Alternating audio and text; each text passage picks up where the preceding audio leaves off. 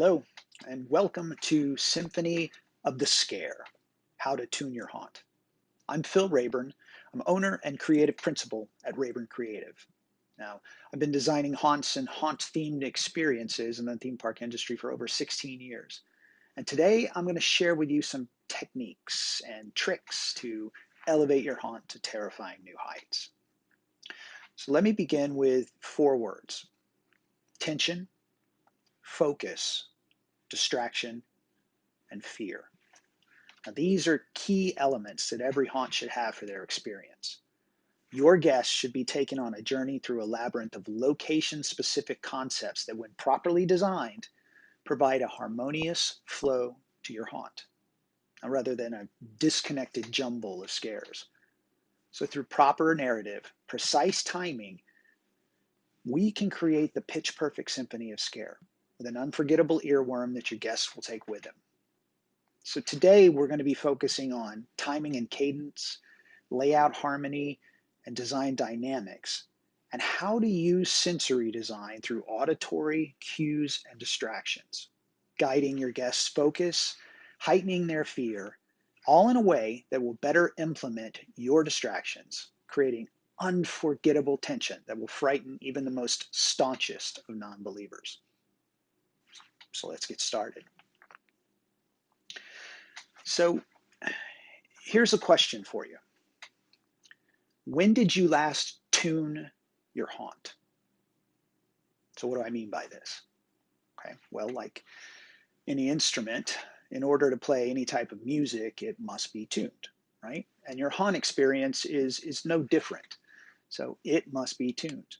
So how you set up your layout, your scares, your auditory gags, your prop gags, they all play a musical tune that the audience experiences every time that they go through your haunt. And consciously or subconsciously, we as owners can get immune to this and not realize when something designed is kind of out of whack or out of tune. But it's important that we constantly listen to what our haunt is playing to make sure it is exactly what our audience needs to hear. Now remember, everything contributes to your emotional soundscape. It's critical. This music reinforces the theme of your haunt, be it discordant and cacophonous or melodious and haunting. Your haunt's music is affecting your guests, so make sure that it's tuned. Now, as I go through today, I'm going to be using a lot of musical terms, and I'm using these as metaphors to really understand how we create those immersive experiences. So thinking about tuning your haunt, how do you do that? Well, you start with the timing and the cadence of the piece of music that you're trying to play. You see, the timing of what we see and hear entering the haunt, walking through the haunt, exiting the haunt, should reinforce your narrative, the story you're trying to sell. For example, let's say you have a Victorian parlor as a setting, yet you have modern rock music playing in the room. Is this choice reinforced in your story? Are you doing this to create a paradox within the room and juxtapose two different time eras? Whatever the reason, does the audience know this? That's the key. The tune should always enhance your story, not take away from it. It's like any good piece of music, it's got to have a beat. So what are yours? I mean, really think about it. What are the beats in your haunt? Do you know? How far apart are your scares? Those are beats. Uh, in other words, we can have a scare that goes bump, bump, bump as guests walk through, or is it more bump, bump? Think about that. How do you set up your scares, and what is the music that is playing by having those throughout your haunt? Does every actor have the same sound gag? That's problematic. If you have foot triggers and you're triggering audio gags with your scares, is each one different? Are the timings different? Or are the timings the same? Those are key elements. Again, you're creating a musical masterpiece with your haunts. So what exactly is that? Let's talk about chainsaws. Do you have chainsaw sounds in the chainsaw area as well as live chainsaws? Let me elaborate on this. Let's say that you've got a long hallway, right? And this is your chainsaw hallway.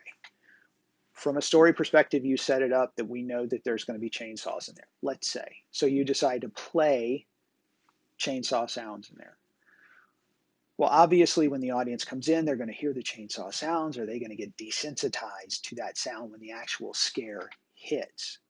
Or is there another way that you're going to do that to actually enhance the actual chainsaw sound? That all makes a difference. Are we desensitized to that so that the scare is less effective? Or is it a completely silent room that when the chainsaw revs, it becomes this boom and this beat in and of itself? So I've seen some haunts that do that. So I just wanted to put that out there. Think about that. So what are your beats? How is yours set up?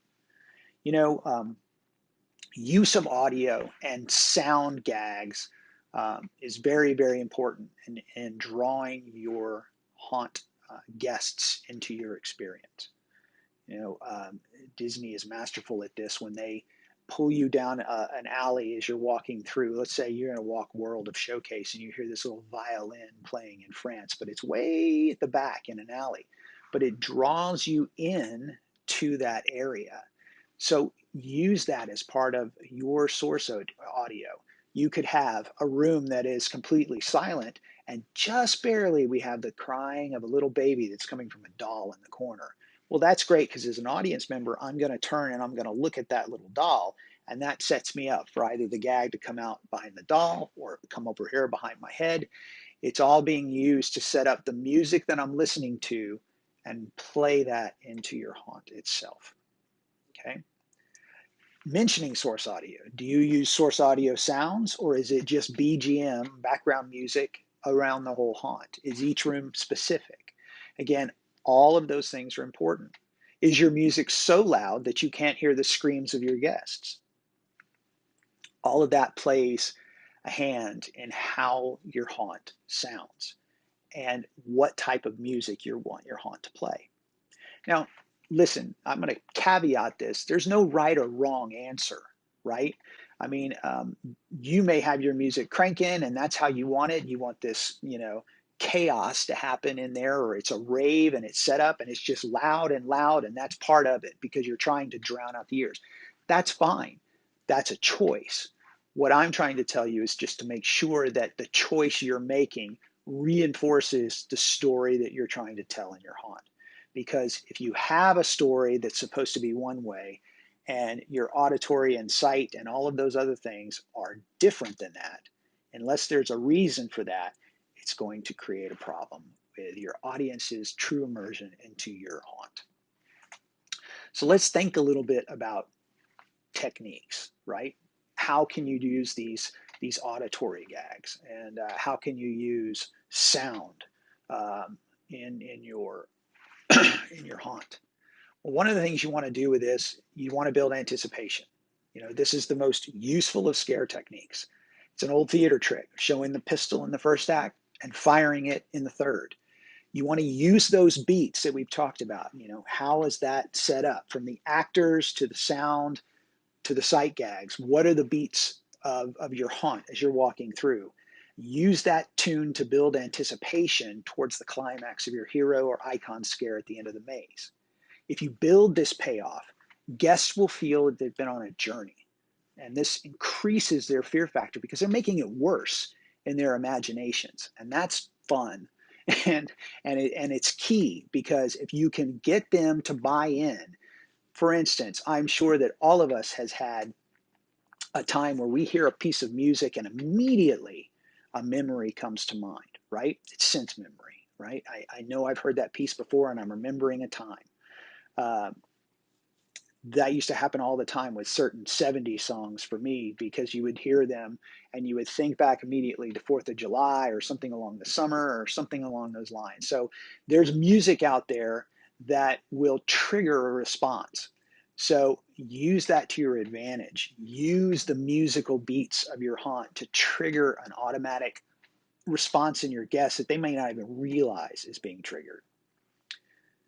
Another thing you can do along with anticipation, there is expectation, and these are a little different. It does go hand in hand with anticipation, but if guests feel or they expect something to happen, that's what you're trying to build there. So you want to build that going towards that. And what's great about building expectation is that you can use that to your advantage.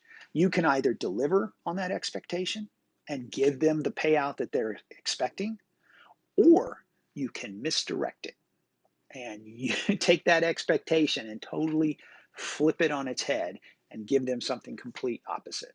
Either of those things are great to do.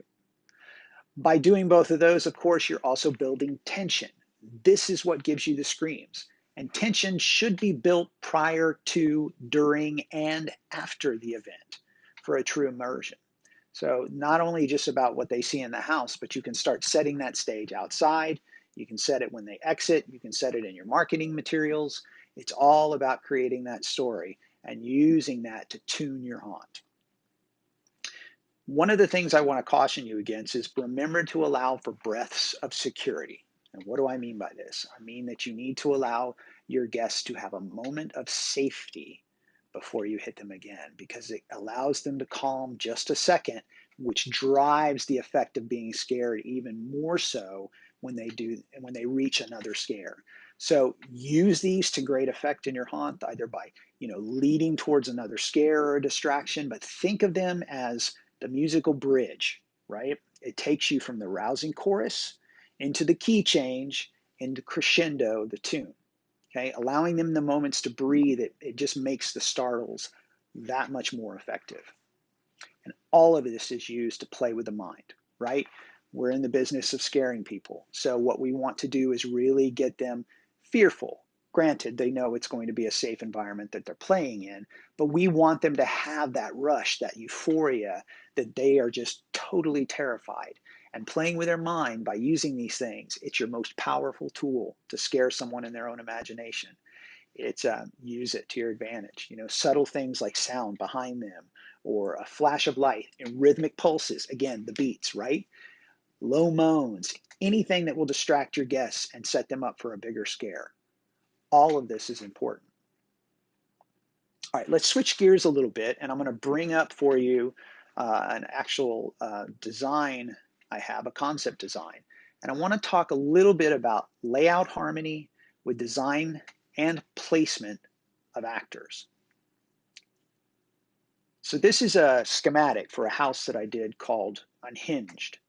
And Unhinged is a concept that I was working on that focuses on the room of 13 doors.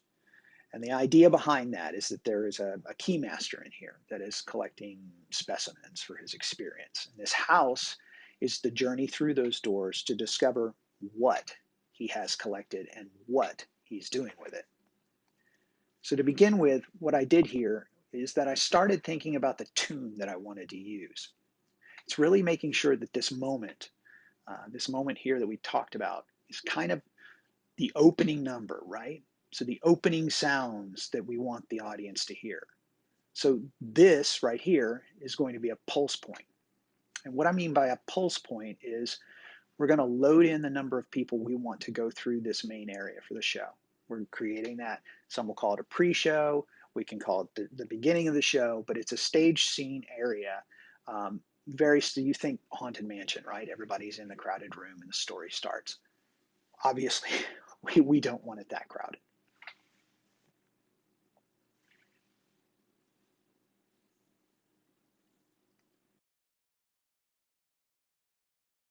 Basically, come in here, you have an actor that's on this pedestal and starts talking about what they're going to do. And then they set the room for the 13 doors, which are all here. So, and then once we relieve, we go there. So to help you kind of understand that a little better, look, this is the path of the maze. So everything you see there is going to, the blue areas are all actor areas and or scenic that actors can be in. So if we look at the point, we know that we're going to start here. Think of that as kind of the thing. I follow that up with chorus points. So as you see, if you think of a music, each piece has a chorus to it, right? So we have that. Think of Bon Jovi's "You Could Love That Name," right? "Shot Through the Heart" starts the song, right? So that's kind of what this particular thing is at the beginning. And then we go into the repeat or the refrains of those throughout. So I've got those throughout.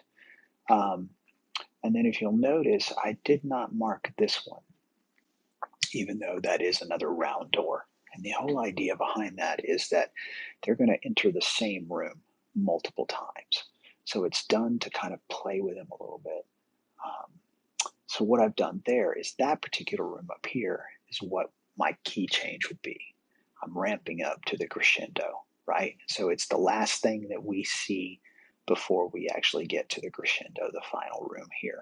So that's how I've kind of spaced out my music, spaced out what it is that we are creating here. Our beats, our scare beats are, these are the big beats.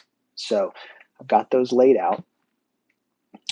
And so now what I can do is start looking at, okay, so now that I've got those kind of laid out and I know how this musical journey is going to take me through, what is the next step that I need to do? So I need to start figuring out where my actors are going to go and what my scares look like between each of these chorus points. Okay, so let's look. I've already placed a couple here that you can see kind of in these first three rooms. So obviously we'll have an actor here as well, which let me put that in there. We have an actor there as well that's going to kind of lead everything off, and probably one up here too. Those are not showing up well. So we'll do another one there. There we go. So that gives us an idea there. And obviously actor amount of people that you have in operations are always going to play a role. So you want to have that kind of information figured out first, because you're operational. If you're only operating with 20 actors, then that's going to determine where your beats are in the show. Well, we're going to say blue sky here, and I have as many as I want. So that's it's going to play. So basically, after coming out of this, we're going to pulse out. I've got an actor here that can play both this particular room. He can play this room in here if he wants. He can play right here in the corner. Or he can actually play later if we want, because this room is a see-through into room. So we can actually place him there too. So it gives us multiple opportunities with that one actor. This particular actor here plays this path. So he is definitely going along this path here. And then we have this actor who can not only play this path, but he plays here. He can play here. So if I go through this and I get maximum numbers of scare, I'm getting hit once, bam, I'm getting hit maybe twice, boom, and then a third time here if we're lucky, or I'm getting hit down here for a third time. So the beat after coming out of that is very boom, boom, boom. Or it can be boom, boom, ba-bop, right? So I'm just trying to figure out what is the best solution to hit the number of guests that we've got going through here. And that's going to depend on how much we pulse in here. Because if we want to pulse more, we can always do that. But obviously going through there, that's going to determine that. The good thing, and I always look at that as design, to see the maximum number of times that a person can be used, especially if it's the same person.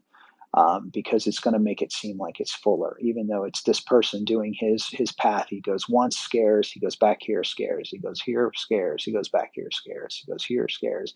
It's the same pattern that he's doing, but people are getting double scares from one person. So that's what we want to keep in mind there.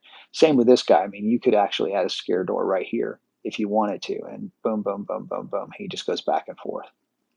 So that's our rhythm coming out of there. So either I've got a steady beat, 1, 2, 3, coming out of that room, or I've got a triple beat, or a double beat, I should say, with a 1, 1, 1, 2, or a 1, 2, 1.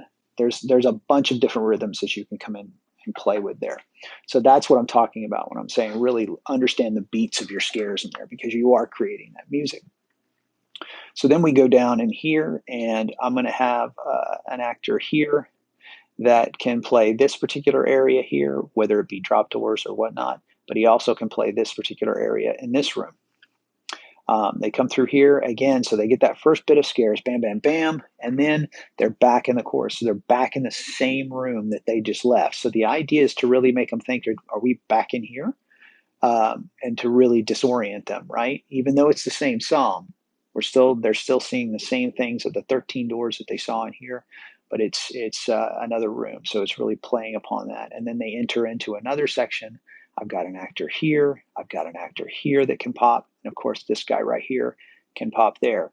Whether or not you want to use this guy for this area as well, we can do that. We could also add a person in here if we have enough bodies, or we can add another one down here if we wanted to as well. So that would really make a really high impact room if we were going to do that, because my scares would be bang, bang, bang, bang, bang. So that's a steadier beat, but it's building tension, right? So just think about how you want those scares to lay out.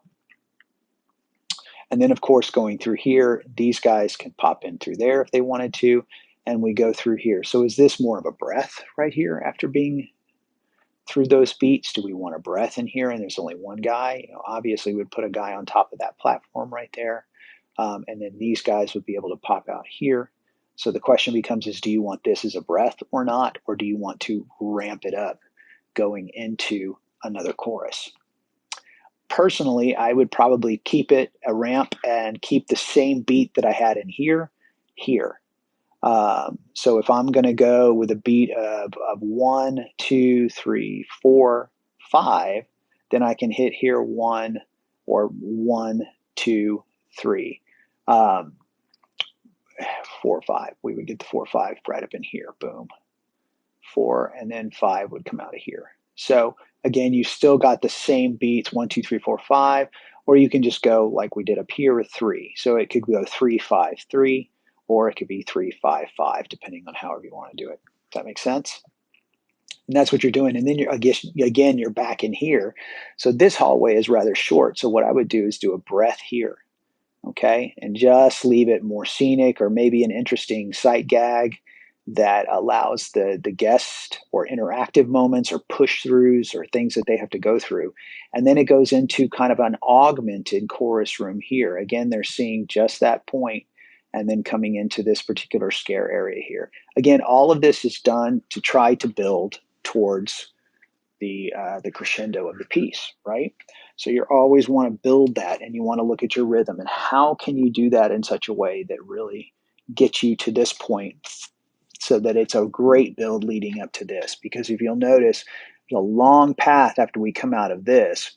So we go into this particular room, it's the last time, and then we come through all of this, out and down, all the way through here until this final room. And the final room is set up a little bit differently. So the doors may be opened. There may be kind of a dishevelment there, just depending on what we want to do with the particular story that we're trying to tell. But that gives you some ideas of what I normally try to do when we're setting up scare positions. Is you want to have the maximum effort and the maximum amount of scares, and sometimes you're working with a minimal audience. So it's really important that you kind of plan out those scares and say, okay, what is that rhythm that I'm trying to do in here? What am I trying to create? And again, these may all have the same person sitting in the center. So you may want to play on that motif of this guy here taking you through the first act and explaining the story to you, and then have repetition of them sitting there, and then all of a sudden this room has changed. What's happened to it? It's definitely the precursor to the end. So think about those particular things. All in all, it's really good to have an opportunity to play with these big beats, right? So it's important to understand what these big beats are and what you want to do with them. Not every house is going to look like this, but you should always be building for that. And I love to play with the idea that you're inside one room, but you're actually going through it multiple times. And I think if there's a way to do that, I've always wanted to play with that. In actuality, again, this is a concept idea, but I think it would be really cool to actually revisit and have the audience believe they're always coming back to the same room, which is this here. So again, it's just a mind trap, but again, we're building towards that crescendo. We're tuning our haunt so that between each section, we want to make sure that we've got our beats in here, that we have our breath right here, that we're building up towards this, and then builds to the crescendo and out. Now, we only went into really actor-specific areas. I didn't get into sight gags and where we're putting props and things like that, and the details of which actor has an audio trigger, which actor is live.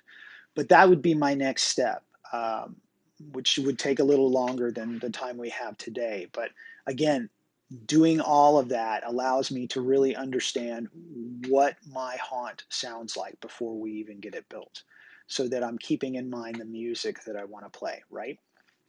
Keep in mind that your beats would also include all of that stuff. Again, let me reiterate: audio point source, prop and scenic gags, any animatronic and sensory specific items. So that is all included in addition to the action. And I know we're talking about it as a music and auditory terms, but it's not just the music.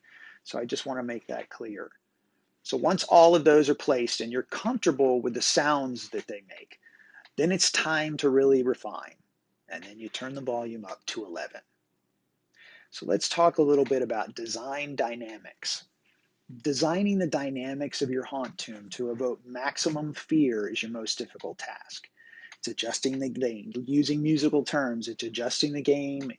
It's making sure that everything is mixed perfectly to create the ultimate sound that you want. You have to coordinate your positions, your effects, your distractions, your misdirection, your sound, your lights, actors, all of it. It's complicated. But that being said, it is critical that you design these scares. Taking the time to refine and retune your haunt beforehand is like the difference between a high school garage band and Metallica. It may all sound heavy, but one won't get a gig and the other has multi-platinum records. So go for the platinum, right? So let's start with sensory distractions. Obviously, everyone is aware of startles, right? Pop outs, drop doors is exactly what it says. This type of scare startles the guests. But set these up carefully because the more nuanced and subtle, the better. Now, guests can spot a drop door set up a mile away, so use this knowledge to your advantage. And don't forget, a drop door is a beat unto itself, so keep that in mind as well. It's going to be a double beat: drop, bang, scare, right? So that's two. So keep that in mind when you're thinking about the music of your haunt. Distractions. Again, this is controlling the environment. You only let them see what you want them to see. Now, this type of scare allows you to draw focus to where and to when you want your scare to happen. It's a setup. Your lighting effects, your sound, etc. All of them. Great distractions, but plan where you want the audience to look. Another little trick of the trade is misdirection. You know, magicians use this all the time. It's an entertainment trope, but you can really use misdirection to drive the intensity of your scares. You can use startle scares in this capacity too. You're showing them something in one hand and you're setting up for the bigger scare in the other hand, right? So as I mentioned, we talked a lot about sound, but don't forget the sights as well. Part of tuning for us is making sure the visuals match up with the score of the house. Think of it like filming where the audience is live participants in the film. Think of it as your camera. You are essentially creating a live action film. What do you want your guests to see in the film and when? To what extent? You know, that extent, don't just turn your actors loose to do whatever they like. They are your musicians. It's important that they're all playing the same piece. It's not an orchestra over here and a jug band over here. You know, I cannot tell you how many times I've seen an actor going rogue and doing something so out of place that it took me completely out of the haunt experience. Again, make sure that they are not all scaring the same way either. Now, with the caveat, if it's an essential part of your story, or as part of a misdirection setup and you're building an expectation and you're going to deliver something different, great. Again, all of these things that I'm saying here have exceptions to them. It all needs to reinforce the story that you're trying to tell them. Repetitive scares, they have the tendency to become mundane and will not create fear. Rather, it's going to desensitize your guests and become ho-hum. So each actor, note, it's a note, right? So each actor is a note in your composition and use them effectively. You know, you are scoring your particular event and your experience. It's your choice how you use those notes, but make sure that they're all harmonious, unless there's a reason not to. Another design dynamic that you must ensure is tuned is your fear factor. You've got to control the fear. What do I mean by this? It means that basically you want to control how scared your audience should be at certain times, and you want to either ratchet that up or pull that back, again, to play the music of your haunt, to make sure that that tune is there. So control that. Use the room and the beats of the room to your advantage. I would suggest beta testing if you can, with different scenarios, different music, different beats within each room. Don't settle for just one. Even though we've gone and we've looked at the layout and the harmonious, allow yourself time to experiment too. Go ahead and just jam, so to speak, and see what happens, because sometimes you may get a really cool lick out of that, and sometimes it may not work, but at least you have the opportunity to play with that a little bit too. So beta testing is really important that you do that. And it's a valuable tool to create this immersive scare for your guests, because you're getting to experience it and see how people react to it. Everybody is going to react to it differently, and that's okay. But what you want to do is make sure that you've explored all the options, that you're giving the best piece of music that that room can deliver. Okay? Remember, the tune your haunt plays, it does affect your guests. They may not get it. The metaphor may go completely over their heads, but they're going to remember that. It's sensory. And sensory, as we said, music can trigger things. So you may be playing a piece of music that when that guest hears it the next time, they're going to get the same fear that was evoked when they heard it the last time. So don't lose your tune, all right? Keep your instrument in key and use these to make a great haunt. I hope you got something useful out of today. Again, music is the metaphor, but it's really about making sure that your haunt is synchronized. Everything is in tune, that you've really thought about how that music is playing, and you're creating the best haunt that you can create. I'm going to have my contact information up here at the end. So if anybody has any questions or they just want to reach out and chat some more, please feel free to contact me. Until then, stay safe. Everybody, please have a great haunt season this year. We're all crossing our fingers that we're going to be back to normal pretty soon. So I hope you enjoyed today. Thanks for coming. Thanks for listening. And we'll talk soon.